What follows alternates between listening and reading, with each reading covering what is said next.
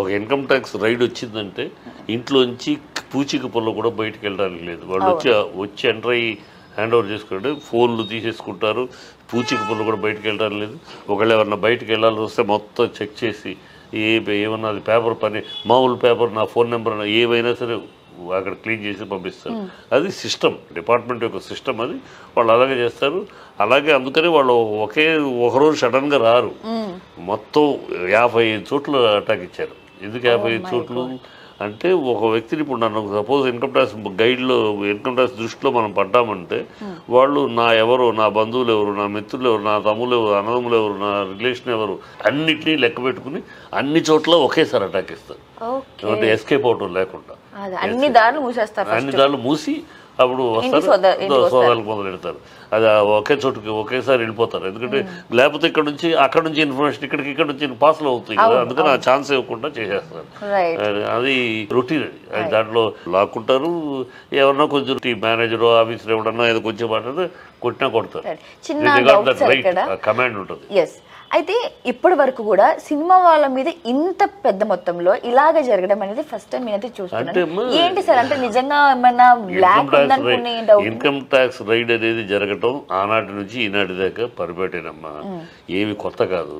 ఇంత అమౌంట్ అనేది ఇవాళ పెరిగింది మార్కెట్. అంతే. గతంలో లక్షల్లో తీసేవాళ్ళం, ఇప్పుడు కోట్లలో తీస్తారు. అందుకని ఈ ఫిగర్స్ కోట్లు కనబడుతున్నాయి. ఇది వరకులో నేపథ్యం మారిపోయిందమ్మా. ఇది వరకులో ఇన్కమ్ ట్యాక్స్ రైడ్ అంటే గతంలో ఇన్కమ్ ట్యాక్స్ పరుగు పోయేది. అయ్యో ఇన్కమ్ ట్యాక్స్ దొరికారు, దొంగలు దొరికారు అని పరుగు పోయేది. సమాజం వాళ్ళు ఇంకా చిన్న చూపు చూసేది, కొంచెం అవమానకరంగా చూసేది. దానికి సిగ్గుపడేవారు. ఇన్కమ్ ట్యాక్స్ రైట్ మన పరుగు పోద్ది, మర్యాద పోద్ది అని భయపడేవారు. ఇప్పుడు ఏమైందంటే ప్రజల దృష్టి, సమాజం దృక్పథమే మారిపోయింది.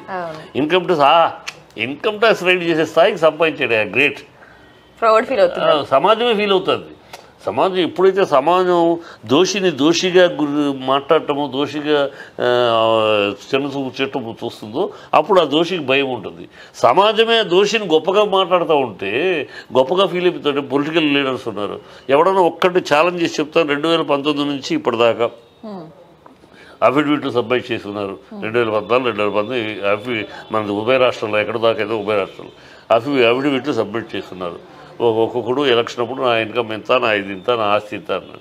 ఇప్పుడు వాళ్ళకున్న ఆస్తులు ఏంటి ఒక్కసారి కంపేర్ చేసి చూడమనండి ఇన్కమ్ ట్యాక్స్ వాళ్ళని. ఒక్కడైనా జెన్యూన్గా 2014లో నాకు 300 కోట్లు అన్నవాడు ఇవాళ అదే 300 కోట్లో ఉన్నాడా? 100 కోట్లు అన్నవాడు అదే 100 కోట్లలో ఉన్నాడా? 50 లక్షలు నా దగ్గర ఉన్నది 50 లక్షల్లో ఉన్నాడా? కోట్లకు పడగలెత్తారు.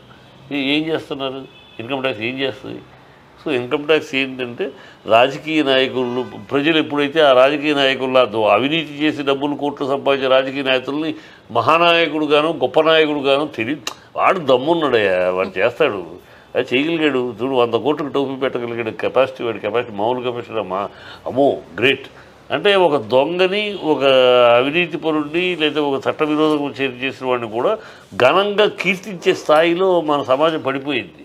ఇంకా అప్పుడు వాడికి ఎందుకు భయం ఉంటుంది? ఇప్పుడు ఏముంది, అరెస్ట్ చేస్తే వస్తారు, చేస్తారు, ఏం జరుగుతుందట? నన్ను జైల్లో పెడతారా? అరెస్ట్ చేసి ఉరిషి చేస్తారా? ఏం లేదు కదా. ఏదో నోటు పెనాల్టీ వేస్తారు, పెనాల్టీ కట్టుకుంటూ వస్తాడు. ఆ స్థాయికి వచ్చేసింది. ఎవ్వరు కూడా భయపడే పరిస్థితులు లేరు, సిగ్గుపడే పరిస్థితులు.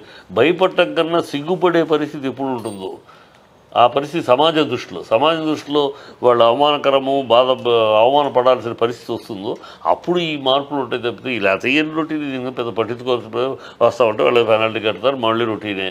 ఇప్పుడు ఇంత పెద్ద ఎత్తున ఎందుకంటే వాళ్ళు అబ్జర్వేషను, నువ్వే చెప్తా ఉన్నావు అన్ని కోట్లు వచ్చినాయి, ఇన్ని కోట్లు వచ్చినాయి, అంత వ్యాపారం, ఇంత బిజినెస్, 18 కోట్ల బిజినెస్ అని చెప్తున్నావు నువ్వు. నేను చెప్పను, వాళ్ళు ఎవడో ప్రేక్షకులు అడిగారా నీ ఎంత కలెక్ట్ చేసి చెప్పని? నువ్వు బోగస్గా నువ్వు కింద పడ్డా దేశానికి మట్టి అంటలేదని చెప్పుకుంటాం కోసం సినిమా ఫ్లాప్ అయినా నాకు ఇంత కలెక్షన్ ఇంత అని చెప్పుకోవడానికి బోగస్ పబ్లిష్ చేసుకుని యు ఆర్ ఇన్వైటింగ్ దెమ్. ఇప్పుడు గతంలో ఎట్లా ఉందండి ఇన్కమ్ ట్యాక్స్ ఎట్లా ఉండేదంటే వాళ్ళు అబ్జర్వ్ చేసి కనుక్కుని ఇది ఇంత పెద్ద పెద్ద సినిమాలు చేస్తున్నారు, లేదా ఇంత పెద్ద వ్యాపారాలు చేస్తున్నారు, కాంట్రాక్ట్ చేస్తున్నారు, ఇన్ని కోట్లు ట్రాన్సాక్షన్ ఎక్కడ జరుగుతుంది, ఈ కోట్ల ట్రాన్సాక్షన్ ట్యాక్స్ కట్టారు, వాళ్ళు ఎంక్వైరీ చేసి మనుషులతోటి చేయించుకుని ఆధారాలు పట్టుకుని అప్పుడు వచ్చేవారు వాళ్ళు. ఇప్పుడు ఏమంటే వాళ్ళు అంత కష్టపడక్కర్లేదు ఇన్కమ్ ట్యాక్స్ వాళ్ళు, మనమే ఇస్తున్నాం. ఆ పర్టికులర్ మన తిరుగుళ్ళు మనమే మా దగ్గర ఎంత ఉందో మేము ఇంత దోచాం ఇంత ఇంత సంపాదించేసాం మనం చెప్పుకుని రండి మా మీద కానీ ఎందుకంటే ఇది ఇన్కమ్ ట్యాక్స్ రైడ్ చేయడం అనేది నాకు ప్రైడ్ నాకు గొప్ప అంటే ఆ స్థాయికి నేను ఎదిగానని ప్రజల ముందు చెప్పుకుంటారు ఇప్పుడు 185 కోట్లని వచ్చిందని చెప్తున్నా ఫస్ట్ అంటే 185 కోట్లు గ్రాసా నెట్ అయితే 670,000 185 నెట్ అయితే అది సినిమా సూపర్ డూపర్ హిట్ కదా ఫస్ట్ డే 185 కోట్లు నెట్ రాగలిగిన సినిమానా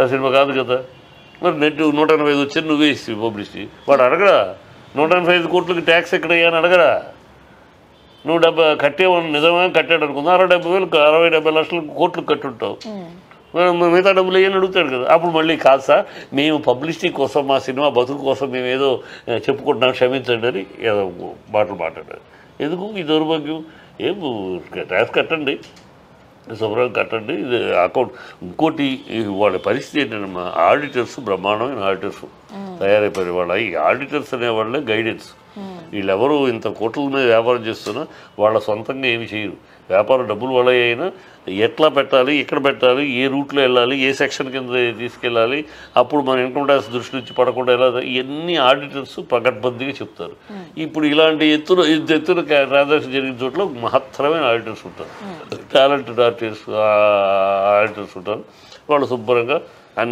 అన్ని కథా కమాంశం అంతా సరిచేసి ఆఖరికి ఏదో చిన్న ఈ జిఎస్టీ కట్టలేదు దానికి ఇంత పెనాల్టీ అది ఆ మిగతా అమౌంట్ అంతా వచ్చింది కానీ ఈ అమౌంట్కి రాలేదు ట్యాక్స్ కనుక దీనికి కొంచెం పెనాల్టీ అనేది 1-2 డేసే అయిపోతుంది అది ఇంత సింపుల్గా ఎప్పుడైతే తయారైపోయిందో ఎందుకు భయం ఉంటుంది ఎందుకు చివరాఖరికి ఇప్పుడు దిల్ రాజు గారి పరిస్థితి ఏంటంటారు మరి ఏముంది ఆయన దొరికాడు